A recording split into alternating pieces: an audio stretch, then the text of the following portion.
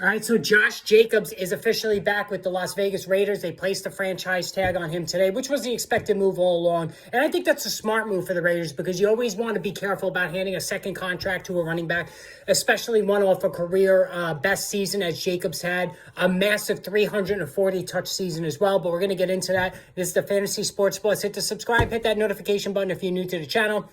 Lots going on today, so videos are coming hot and heavy. As far as Jacobs is concerned, listen, it was an unbelievable season last year. I mean, the way things started in the when he got the start and played a couple of series in the Hall of Fame game, the most meaningless preseason game there is because it's the extra game, comes right at the start of the preseason. The general assumption was, okay, they declined his fifth-year option, talking about the Raiders, and now they're playing him in the Hall of Fame game. Clearly, they don't care if he gets hurt. Not that they don't care, but they're willing to take that risk with their prospective starting running back, and since they had drafted Zamir White in the fourth round, the thinking went that they were moving on from Josh Jacobs. But then the season comes, and Jacobs becomes a massive workhorse back, PPR dynamo back who did everything, made all 17 starts, played through some injuries, and now a lot of that blame belongs on Josh McDaniels from overworking Jacobs.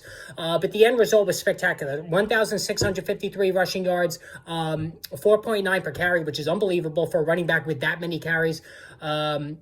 12 touchdowns on the ground, 53 catches for 400 yards as well, 340 carries, just massive workload for Jacobs. And considering he had a fifth-round ADP, he arguably was the greatest value of any player in all of fantasy football last season. But now, you have to start wondering, okay, is there any way that Jacobs can even come close to those numbers next season? Now, I have my doubts personally. So, for one thing, you never want to pay the freight on a career year. Secondly, a 340-plus touch season. Typically, running backs who go over 300 touches, and Jacobs went well over that number, tend to what they call bounce the next season, meaning A, they get injured because of that workload the following season, or B, they have a decline in their numbers across the board because of fatigue, the nicks and bruises they incurred this season before. Because, I mean, we've seen countless cases of this throughout the years. Guys just are not the same following such a heavy workload. So we have to worry about that.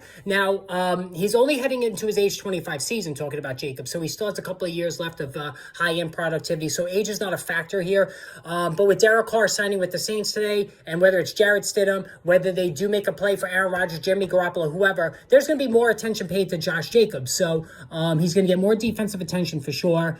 Zamir White is probably going to get more carries this season because he was drafted by Josh McDaniels and the coaching staff, so it stands to reason that he will get more work. And then you have to take into consideration that he's just not going to be able to duplicate such an unbelievable season like he had last year. So mid-first round price tag is where Jacobs is going to fall.